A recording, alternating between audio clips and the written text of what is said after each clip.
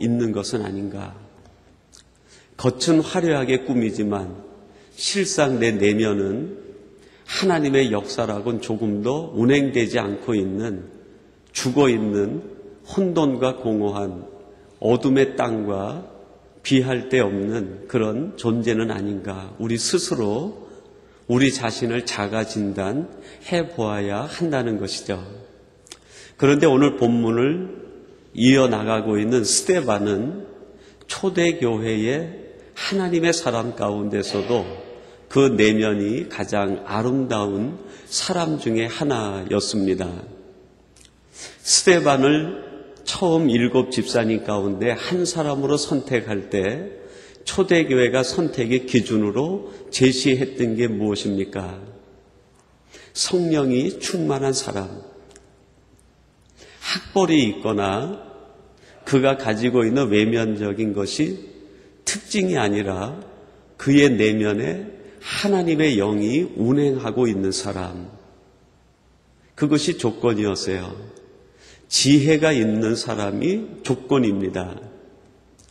살아온 경험에 노하우가 있는 것이 아니라, 인생을 어떻게 살아가는지 요령이 있는 사람이 아니라 하나님의 마음을 읽어낼 수 있는 지혜가 있는 사람, 그 내면에 하나님의 지혜가 운행되고 있는 사람이 바로 초대교회의 7 집사님을 뽑는 기준 중에 하나였습니다. 칭찬받는 사람, 하나님과 사람 앞에서 칭찬을 받을 수 있는 사람, 그것이 바로 초대교회의 7 집사님을 뽑을 때 선택의 기준 중에 하나였습니다. 한마디로 요약한다고 하면 겉이 아니라 내면이 살아있는 사람을 교회의 지도자로 하나님의 사람으로 선택하자 하는 것이 바로 초대교회의 생각이었고 사도들의 생각이었고 하나님께서 주신 마음이었습니다. 그렇다고 하면 하나님께서 오늘 우리들에게 주시는 하나님의 생각도 동일한 것 아니겠습니까?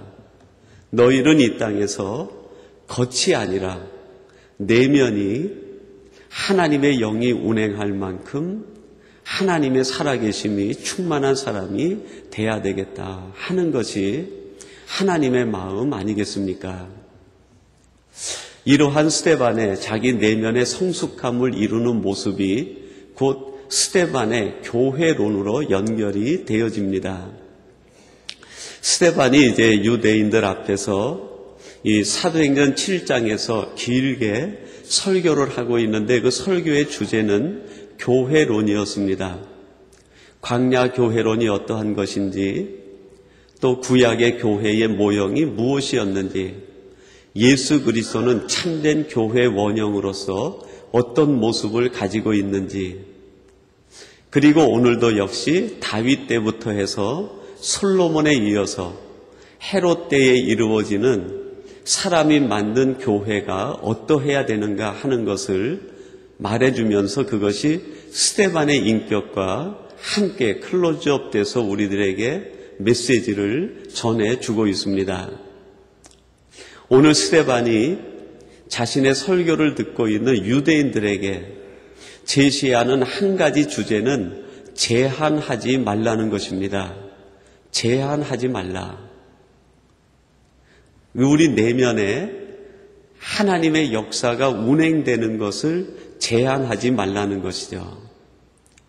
하나님의 교회가 온전히 하나님의 교회가 되기 위해선 사람이 역사하는 것이 아니라 하나님의 역사하심이 제한돼서는 안 된다는 겁니다. 우리의 내면이 아름다운 향기로 가득 차기 위해서는 우리의 생각으로 가득 차는 것이 아니라 하나님의 역사하심이 가득 찰 때 우리의 내면에 아름다운 그리스도의 향기가 가득 찰 수 있게 된다는 것이죠. 그러면 구체적으로 스데반은 무엇을 제한하지 말라고 말하고 있습니까? 첫째는 하나님을 제한하지 말라는 것입니다. 여러분, 오늘 성경 말씀 48절 말씀인데 우리 같이 한번 봉독해 보십시다. 8절입니다. 그러나 지극히 높으신 이는 손으로 지은 곳에 계시지 아니하시나니. 네, 48절에 보면 그렇게 말합니다. 지극히 높으신 이는 손으로 지은 곳에 계시지 아니하신다. 그러면서 그 앞에 나오는 말씀이 무엇입니까? 광야에 있었던 회막을 다윗 때에 가서 성전을 지으려고 준비해서 솔로몬 때 성전이 지어지게 되었고, 그 성전이 역사의 역사를 거듭해서 오늘날 헤롯 성전으로 우리들 눈앞에 있다는 것입니다. 그러나 하나님은 사람이 지은 그 집에 계시지 않는다는 거예요. 유대인들의 생각은 하나님은 우리들이 만든 이 성전에 있다라고 생각을 했어요. 하나님은 오직 여기에만 갇혀 계신 분이다 라고 생각을 한 거예요. 그러다 보니까 성전 안에서의 유대인의 생활과 성전 밖에서의 유대인의 생활이 달라질 수밖에 없는 거예요. 하나님이 계시다고 생각한 곳에서는 하나님의 사람 같았지만, 하나님이 계시지 않는다라고 생각했던 성전 밖에서는 오히려 하나님의 영광을 가리우는 사람이 되었다는 것이죠. 하나님은 사람이 만든 집에 계시는 분이 아니라 하나님은 영이시기 때문에 온 우주에 충만하다는 것이죠. 오히려 그것이 아니라 하나님을 우리 마음속에 모셔드리고 우리 속에서 제한하지 않을 때 우리들은 성전 안이든 밖이든 하나님의 향기를 가득 가진 사람으로 살아갈 수 있게 된다는 것을 지금 이 스데반이 강조하고 있는 것입니다. 여러분들은 성전 안과 성전 밖에서의 여러분의 삶은 어떻습니까? 성전 안에서와 밖에서의 삶이 동일합니까? 종교개혁자 루터는 이거를 우리의 직업론하고 연관지어서 해석을 시켰어요. 종교개혁을 일으키기 전까지 사람들은 성직과 일반 세속직이 구분이 된다 생각을 했어요. 성직은 오직 하나님 앞에서 선택받은 사람들만이 하는 일이 성직이고, 우리가 하는 세속적인 직업은 성직이 아니다 생각을 했어요.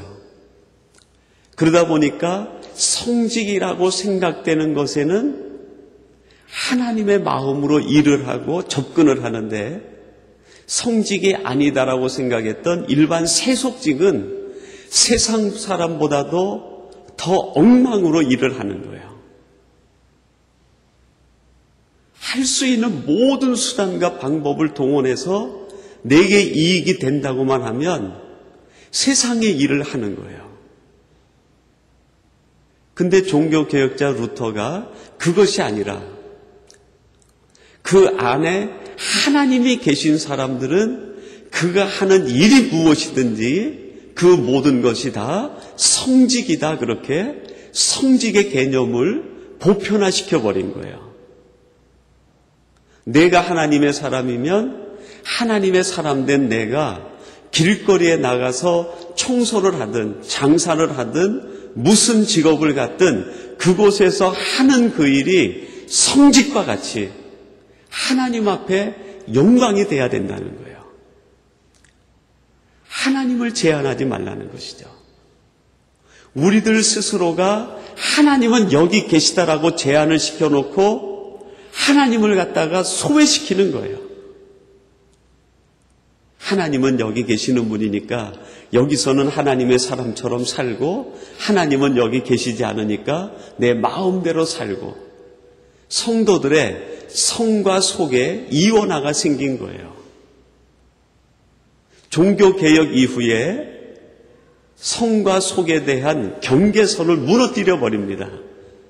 그리고 우리가 살아가는 모든 삶의 현장이 하나님이 주신 성숙한 거룩한 삶의 현장이라는 거예요. 하나님을 제한시키지 말라는 것이죠. 여러분, 우리들이 알게 모르게 하나님을 얼마나 많이 제한시키고 있는지 모릅니다. 우리 한국에 개신교가 처음 들어온 것이 1884년인데요. 그 이후로 1938년에 우리 통합 측 대한예수교 장로회 총회에서, 그때는 교단이 분열되기 이전이니까요, 장로회 총회에서 신사참배하기를 결정합니다. 신사참배는 단순히 국기에 대한 경의를 표현하는 것이다. 그렇게 하면서 일본 신사에 대하여 참배하는 것을 가결을 했어요. 그리고 이것이 시작이 돼서 신사참배를 찬성하는 사람과 반대하는 사람들이 서로 이제 신앙적으로 양분이 되기 시작합니다. 그리고 신사참배 반대하는 사람들은 일본 사람들에 의해 가지고 옥고를 치르게 돼요.